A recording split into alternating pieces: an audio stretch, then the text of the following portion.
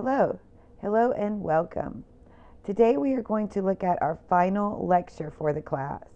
I've taken the time to sort of compile a couple of different lectures together, and I thought it might be a useful time to sort of bring these different strands of what we've been talking about together and see how they all intersect, particularly by the end of the 20th century and the beginning of the 21st century. So we're going to be looking at just very briefly again some of the aspects of the Cold War, decolonization around the world that's going on in the 1940s, 50s, 60s, and beyond because of the end of the Second World War and the breakup of global empires. And then we're also going to spend some time looking at some of the issues that we have seen throughout world history in the 21st century. So let's get started. As a recap, we have basically spent the last couple of weeks looking at the influence of the Cold War on the world. I'm not going to get into all the particular parts of the Cold War that we identified in class, but only to remind you the Cold War is going to go on in earnest from 1945 until the 1990s. And of course, as we identified in class, it has a variety of components, right? There's the ideology part, there's the arms race, the space race, the use of propaganda, spying, technology.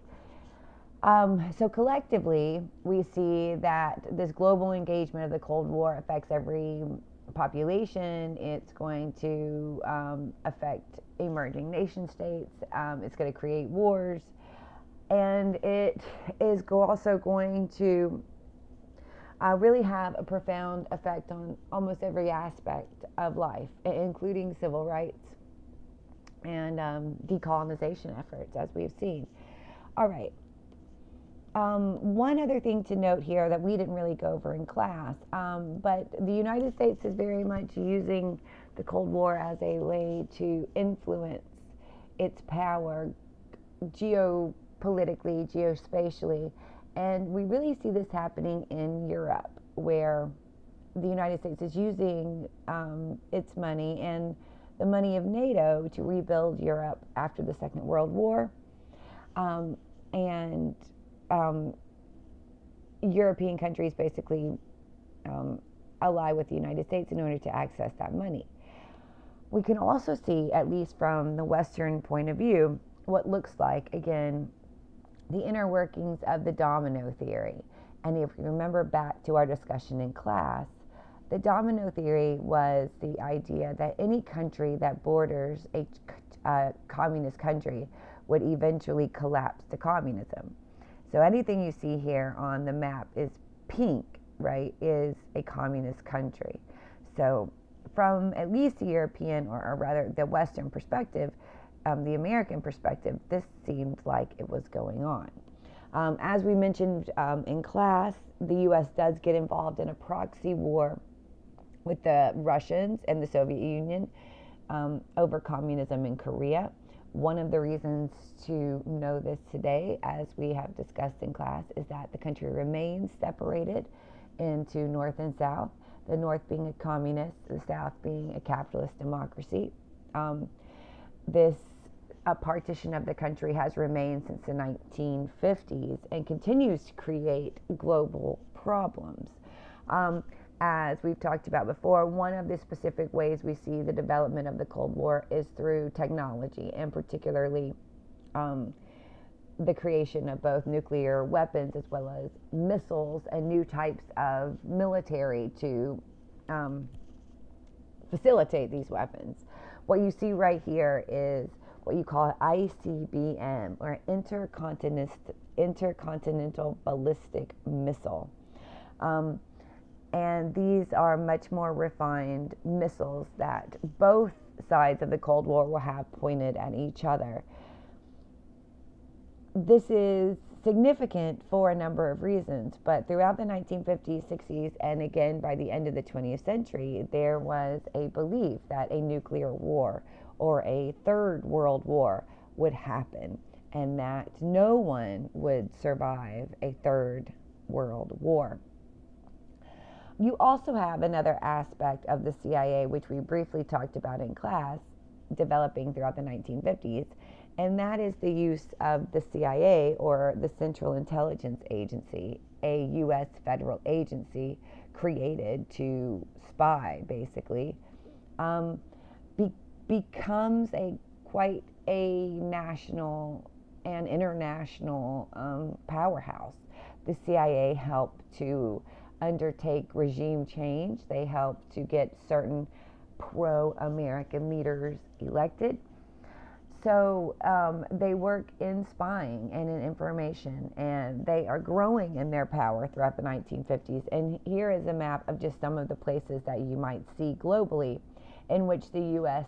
interfered in elections or had a hand in selecting a pro-U.S. leader or interfered in other ways. So we are familiar with the U.S. doing this in South Vietnam, right? This is going to bring us into war.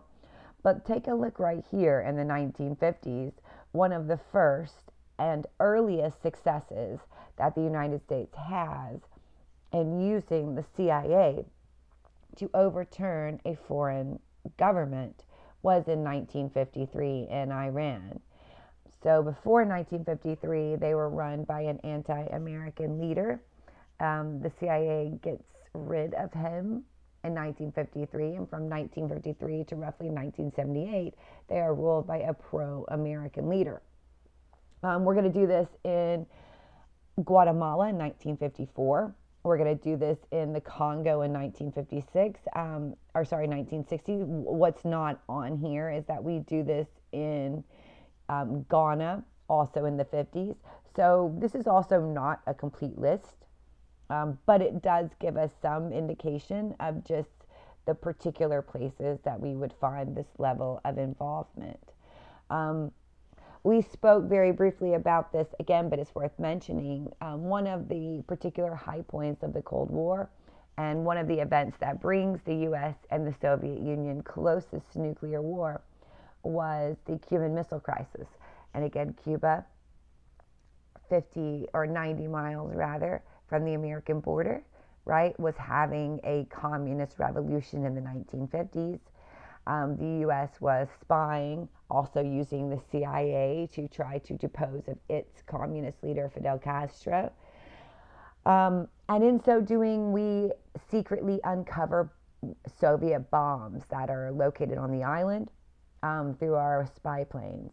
We demand that the Soviets remove those missiles, and they refuse because the U.S. had missiles across the Atlantic pointing at the Soviet Union from our ally Turkey. This created a standstill between the Soviets and the United States, in which for really almost 13 days there was the belief that a nuclear war was going to break out over these missiles. Ultimately, the crisis was averted, and there is an attempt to try to minimize nuclear weapons in the aftermath of this showdown. We're going to come back to that in just a minute. But one of the particular places that we see really developing into a communist era is in China. China becomes communist in 1949. Their communist revolution is led by a revolutionary activist named Mao Zedong. China at this moment in time in the 1950s is still fairly rural. It had not really become industrialized yet. It had witnessed nearly 30 years of warfare in between Second World War and the First World War, and then even before that with European imperialism in their port cities. So the real task of China in this part of history is, how do they industrialize? How do they do that quickly?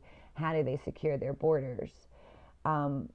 We'll see that there's sort of a few areas of focus for the Chinese communist regime. One is land reform. They want to increase productivity by nationalizing and basically seizing land. If you opposed any aspect of communist of Chinese communism, you were sent into re-education camps, something that, again, we talked about a little bit in terms of what will go on in Cambodia. Mao Zedong characterized this part of history as the Great Leap Forward, meaning he was going to start using industrial and commercial type agricultural practices and really industrialize in ways that China had never done before. But as you can see, right, in this photograph, in order to do this, it's going to force people to either commit to communism or get out of the way. And again, that meant either prison or death. Throughout the 1960s, there is something called the Communist Revolution or the Cultural Revolution in China. And just like you see a change in industrial economy, the Cultural Revolution could be a celebration of the Chinese nation state, encouraging people to become communists, to learn about communism, to demonstrate their love of China and Chinese communism. And all of this is very much a way to sort of create a mythical bond between people and communism. It's state-sponsored propaganda. Chairman or Mao Zedong will lead China for about a decade, for a couple of decades throughout the late 40s, 50s, and 60s. And there are certainly areas, even after his death, that they continued to try to modernize. The point of China was to become commercially, agriculturally based, industrialized, and militarized. There was certainly an embrace after Mao of technology rather than the development of Chinese communistic culture. And one of the policies that sort of remains connected to this time was a one-child policy, meaning that Chinese families could have one child and one child only out of fears of population, with boys certainly being prized over girls. These are some of the places where you really start to see Chinese growth. Now remember, some of these cities, such as Hong Kong, which is right here, remain until British control until the 1990s. But you really start to see the growth of the Chinese economy becoming what it is to now, what it is today in the 1980s and the 1990s. In the 1980s, of course, there is a student movement led by students who are wanting more democratic principles. They want democracy. They want a free press. They want a right to assembly. They want more freedom of information. They criticize the government and government's control over this people and protest in a very visible way throughout the 1980s. And if you can see in this picture becomes what is considered the most iconic image of the protest, where you have a student who stands before this tank, basically, waiting to get mauled down.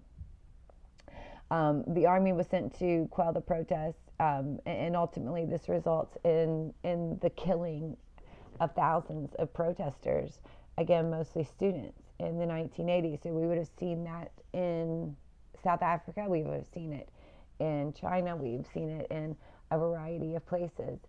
And part of this isn't certainly to scare you, but to show you that rights, whether they're here or any place, are not guaranteed. They are something that routinely have to be defended.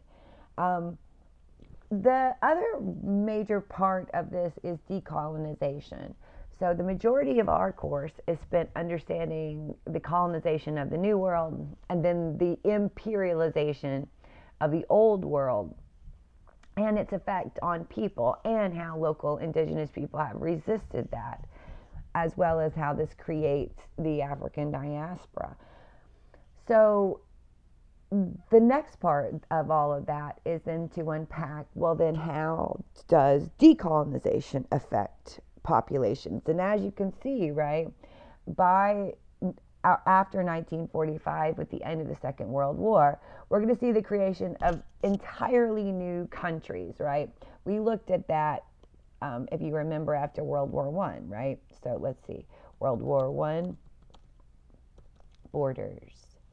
All right, remember this? We looked at this, right? So this is World War I before, right?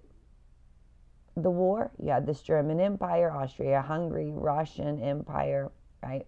And then this is what it looks like after the war. You have Czechoslovakia, Hungary, Yugoslavia, Romania, right? The creation of all new places is Poland, Lithuania, Latvia, Estonia, Finland. These places don't really exist, right?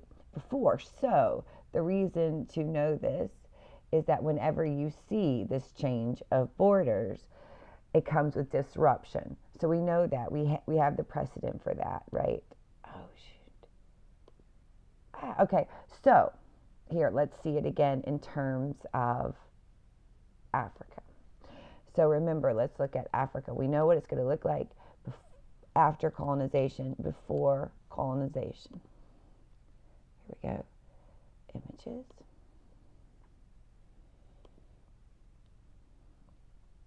So we have this collection of kingdoms. We have the Ottomans up here, Egypt. We have the Kingdom of Ethiopia. We have these kingdoms right here. These are around from the 1590s to the 1800s, right? You could also see then where we're going to find European colonization, right here, the huge part here and here.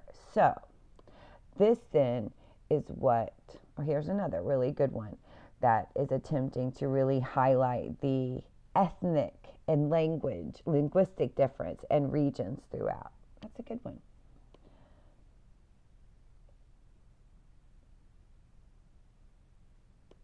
Africa before colonization, of course, right?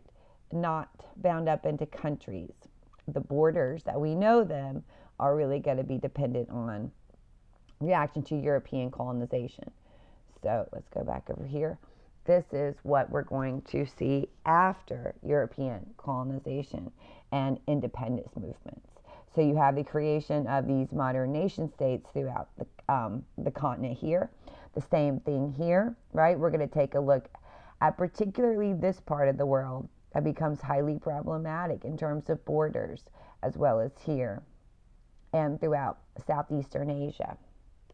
All right, so let's look at the Middle East first. All right, so that's right here, which of course before the First World War, it is mostly just the Ottoman Empire has now been broken up. The Ottoman Empire is just the modern country of Turkey, which is here. And of course, you have the emergence of all of these newly independent countries, with the most controversial being the creation of Israel. The creation of Israel will happen at the end of the Second World War.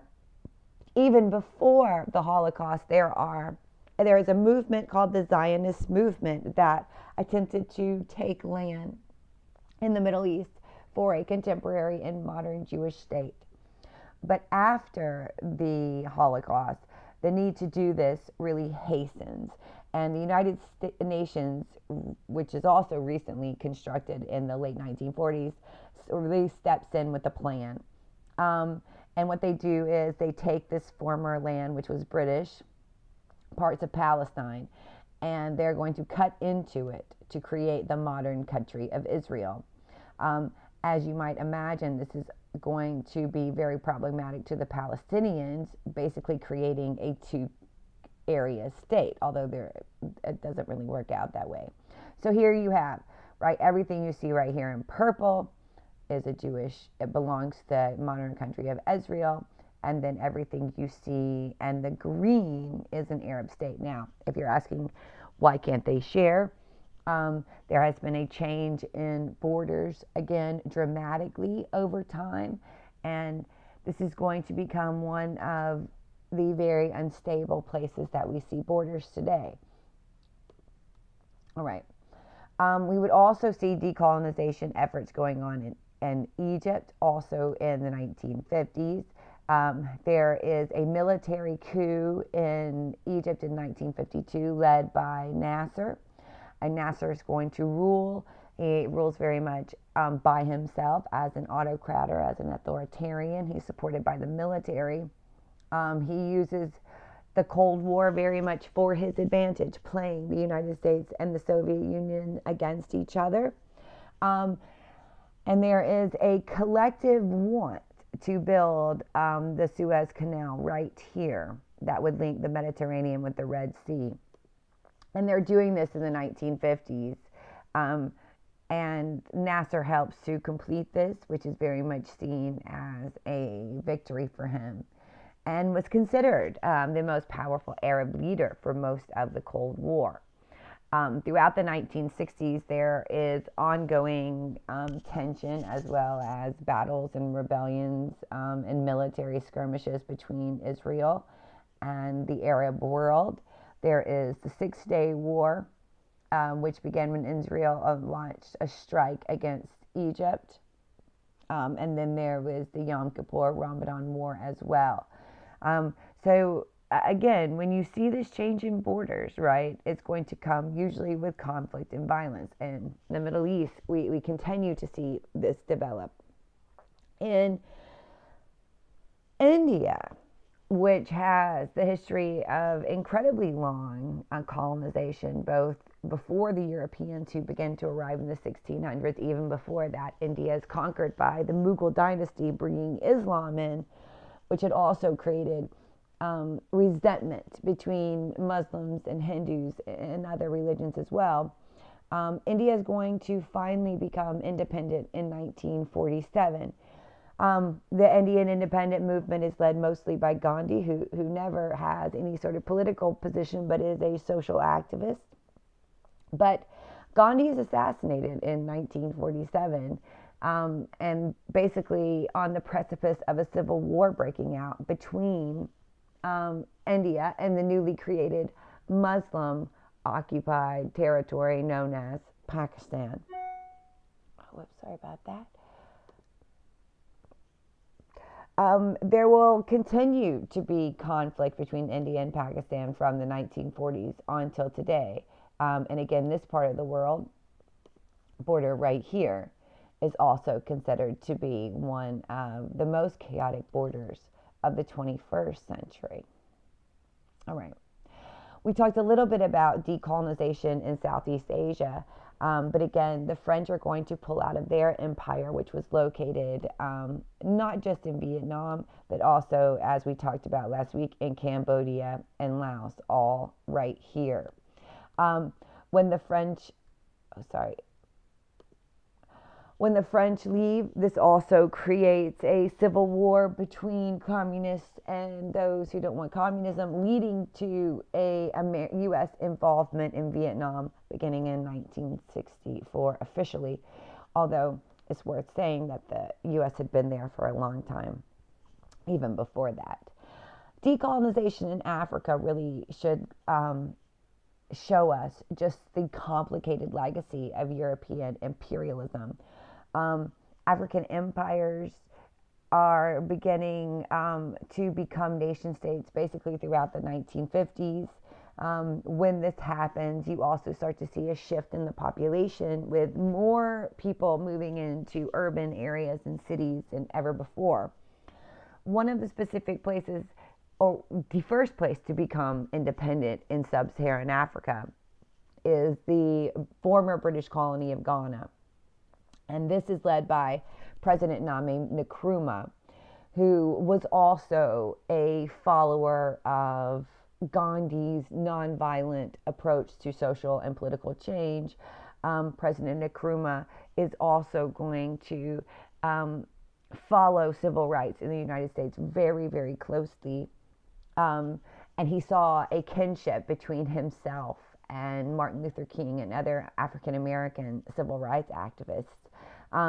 He is a nationalist. He believed very much in African independence, and he was against imperialism. He did not have a great relationship with the United States government, who he saw as imperialist in the same way that other European countries were imperialist. Nkrumah is also ousted in a CIA, American CIA-led coup to replace him with someone who was pro-American. On the opposite side of Africa, also in the 1950s, African people are trying to liberate themselves from British control of British control of Kenya. This leads to some pretty horrific scenes in Kenya where the local Mau Mau people are basically placed in concentration camps throughout Kenya. And here you see an example of this right here throughout East Africa. And this is in the 1950s. Now, interestingly, the FBI, when they are tailing the Black Panthers in America, will refer to them as the Mau Mau, hence demonstrating this sort of collective identity between radicals in Kenya, the Mau Mau, and the Black Panthers here in the United States. So something to think about as we think about decolonization in Africa, creating violence and following this pattern of civil war. The Congo also became a place where you see efforts of decolonization, and of course that's going to lead to the breakup of the Congo into, right, all of those different territories, including Congo, African Republic, Central African Republic, Uganda, Tanzania, Rwanda, and Burundi, and Zaire, all of which, right, had been part of the Congo.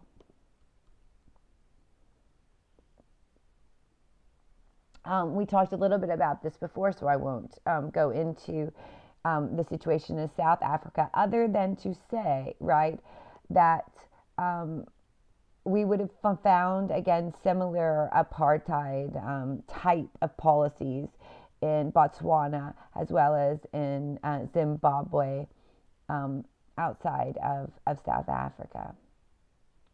All right. Now, in terms of the United States, back to the United States, following the Cuban Missile Crisis, there is sort of a move, very much led by women, to limit nuclear testing, nuclear weapons, and try to move the climate away from nuclearization. And in 1964, there is a piece of legislation called the Nuclear Test Ban Treaty that is signed, getting both the United States and the Soviet Union to limit nuclear testing and their numbers of nuclear weapons. Also in 64, China is going to detonate its nuclear bomb, and relations between China and the USSR start to deteriorate as well, with China sort of forging a different communist path than the Soviet Union. Now, one of the most visible aspects of U.S. history in the late 20th century was the civil rights movement. Of course, there had never been a time in American history where there's not a civil rights movement, but there is the post-war civil rights movement that is linked to desegregation of the U.S. military, desegregation of American public schools, as well as nonviolent social change that's going on incrementally around the United States, with Martin Luther King and his association, the Southern Christian Leadership Conference in Montgomery, leading efforts in various campaigns across the U.S. South.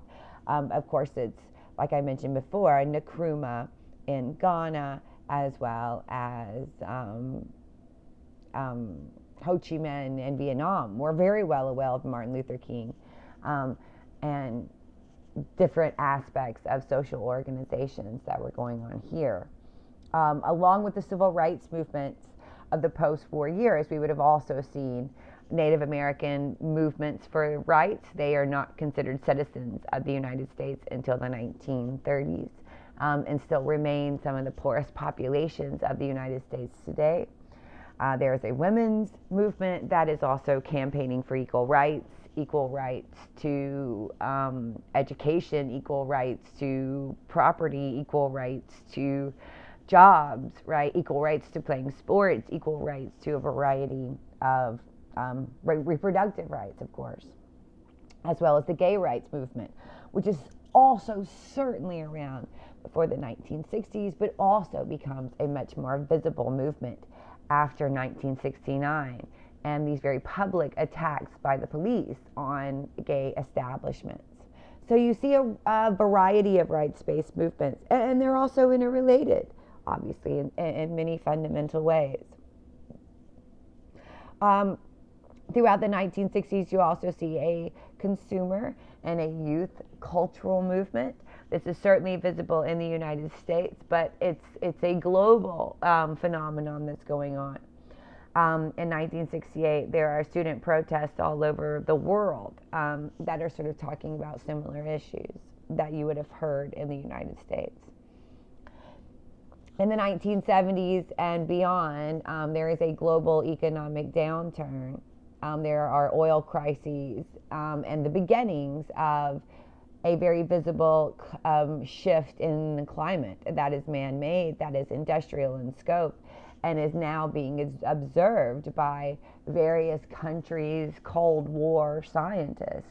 In the 1970s, there is a downturn in the U.S. economy in terms of catching up to our expenses. There is also the end of major manufacturing in the United States that's going on.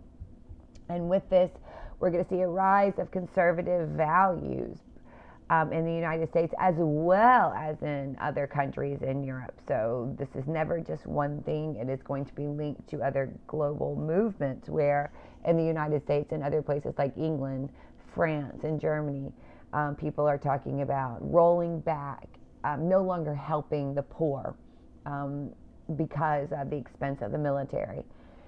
We're still very much sort of within this space in the United States and in other places around the world.